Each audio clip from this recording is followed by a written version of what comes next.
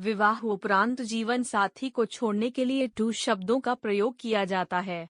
पहला डिवोर्स अंग्रेजी, दूसरा तलाक उर्दू। कृपया हिंदी का शब्द बताएं। तब मैं जनसत्ता में नौकरी करता था। एक दिन खबर आई कि एक आदमी ने झगड़े के बाद अपनी पत्नी की हत्या कर दी। मैंने खबर में हेडिंग लगाई कि पति ने अपनी बीवी को मार डाला। खबर छप गई। किसी को आपत्ति नहीं थी, पर शाम को दफ्तर से घर के लिए निकलते हुए प्रधान संपादक प्रभाष जोशी जी सीढ़ी के पास मिल गए। मैंने उन्हें नमस्कार किया तो कहने लगे कि संजय जी, पति की बीवी नहीं होती। पति की बीवी नहीं होती? मैं चौंका था। बीवी तो शौहर की होती है, मियाँ की होती है, पति की तो पत्नी होती है।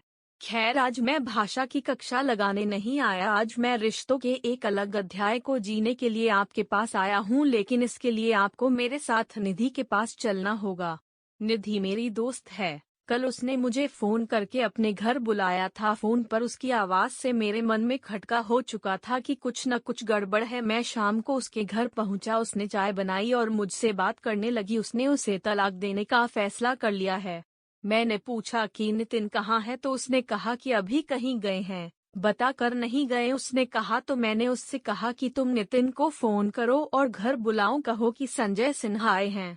अजीब सकट था। निधि को मैं बहुत पहले से जानता हूँ। मैं जानता हूँ कि नितिन से शादी करने के लिए उसने घर में कितना संघर्ष किया था। बहुत मुश्किल से दोनों के घर वाले राजी हुए थे। फिर धूमधाम से शादी हुई थी। ढेर सारी रस्म पूरी की गई थी। ऐसा लगता था कि ये जोड़ी ऊपर से बनकर आई है, पर शादी के कुछ ही साल बाद दोनों के बीच झगड़े होने लगे। दोनों एक दूसरे को खरी खोटी सुनाने लगे और आज उसी का नतीजा था कि संजय सिन्हा निधि के सामने बैठे थे उनके बीच के टूटते रिश्तों को बचाने के लिए। खैर, निधि ने फोन नहीं किया, मैंने ही फोन किया और पूछा कि तुम कहाँ हो, मैं तुम्हारे घर पर हूँ, आ जाओ। नितिन पहले तो आनाकानी करता रहा, पर वो जल्दी ही मान गया और घर चला आया। अब दोनों के चेहरों पर तनातनी साफ नजर आ रही थी। ऐसा लग रहा था कि कभी दो जिस्म जान कहे जाने वाले ये पति पत्नी आंखों ही आंखों में एक दूसरे की जान ले लेंगे। दोनों के बीच कई दिनों से बातचीत नहीं हुई थी। नितिन मेरे सामने बैठा था। मैंने उससे कहा कि सुना है की मात्रा की तुम निधि से तलाक लेना चाहते हो। उसने कहा, हाँ बिल्कुल सही सुना है, अब हम साथ नहीं रह सकते। मैंने कहा कि तुम चाहो तो अलग रह सकते हो, पर तलाक नहीं ले सकते। क्यों? क्योंकि तुमने निकाह तो किया ही नहीं है। अरे यार, हमने शादी तो की है। हाँ, शादी की है। शादी में पति पत्नी के बीच इस तरह अलग होने का कोई प्रावधान नहीं है। अगर तुमने मैरिज की होती तो तुम डाइवोर्स ले सकते थे। अगर तुमने निकाह किया होता तो तुम तलाक ले सकते थे। लेकिन क्योंकि तुमने शादी की है, इसका मतलब ये हुआ कि हिंदू धर्म और हिंदी में कहीं भी पति पत्नी के एक हो जाने के बाद अलग होने का कोई प्रावधान है ही नहीं। मैंने इतनी सी बात पूरी गंभीरता से कही थी, पर दोनों हंस पड़े थे। दोनों को साथ साथ हंसते देखकर मुझे बहुत खुशी हुई थी। मैंने समझ लिया था कि रिश्तों पर पड़ी बर्फ पिघलने लगी है। वो हंसे, लेकिन मैं गंभीर बना रहा। मैंने फिर निधि से पूछा कि ये तुम्हारे कौन हैं? निधि ने नजरें झुकाकर कहा कि पति हैं। मैंने यही सवाल नितिन से किया कि ये तुम्हारी कौन है? उसने भी नजरें इधर उधर घुमाते हुए कहा कि बीवी हैं। मैंने तुरंत टोका, ये तुम्हारी बीवी नहीं है। ये तुम्हारी बीवी इसलिए नहीं है क्योंकि तुम इनके शौहर नहीं, तुम इनके शौहर नहीं क्योंकि तुमने इनसे साथ निकाह नहीं किया, तुमने शादी की है। शादी के बाद ये तुम्हारी पत्नी हुई। हमारे यहाँ जोड़ी ऊपर से बनकर आती है। तुम भले सोचो कि शादी तुमने की है, पर ये सत्य नहीं है। तुम शादी का एल्बम निकाल कर लाओ, मैं सब कुछ अभी इसी वक्त साबित कर दूंगा। बात अलग दिशा में चल पड़ी थी। मेरे एक दो बार कहने के बाद निधि शादी का एल्बम निकाल लाई। अब तक माहौल थोड़ा ठंडा हो चुका था। एल्बम लाते हुए उसने कहा कि कॉफी बनाकर लाती हूँ। मैंने कहा कि अभी बैठो, इन तस्वीरों को देखो। कई तस्वीरों को देखते हुए मेरी निगाह एक तस्वीर पर गई जहाँ निधि और नितिन शादी के जोड़े में बैठे थे और पांव पूजन की रस्म चल रही थी। मैंने वो तस्वीर एल्बम से निकाली और उनसे कहा कि इस तस्वीर को गौर से देखो। उन्होंने तस्वीर देखी और साथ साथ पूछ बैठे कि इसमें खास क्या है। मैंने कहा कि ये पैर पूजन का रस्म है। तुम दोनों इन सभी लोगों से छोटे हो जो तुम्हारे पांव छू रहे हैं। हाँ, तो ये एक रस्म है।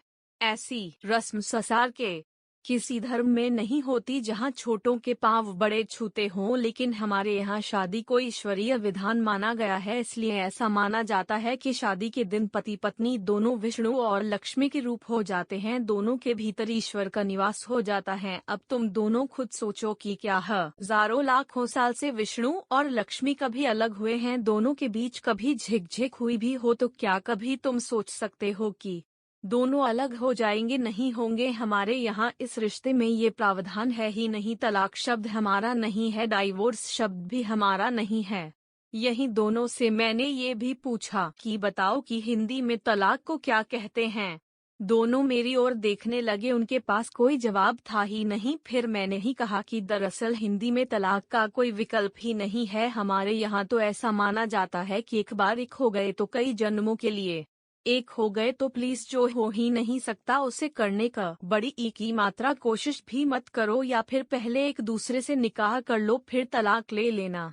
अब तक रिश्तों पर जमी बर्फ काफी पिघल चुकी थी।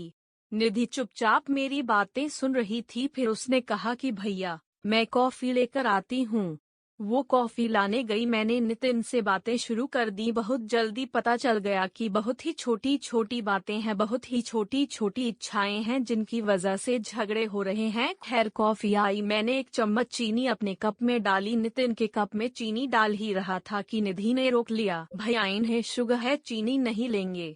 लो जी, घंटा भर पहले इनसे अलग होने की सोच रही थी और अब इनके स्वास्थ्य की सोच रही है। मैं हंस पड़ा। मुझे हंसते देख निधि थोड़ा झेपी। कॉफी पीकर मैंने कहा कि अब तुम लोग अगले हफ्ते निकाह कर लो, फिर तलाक में मैं तुम दोनों की मदद करूंगा।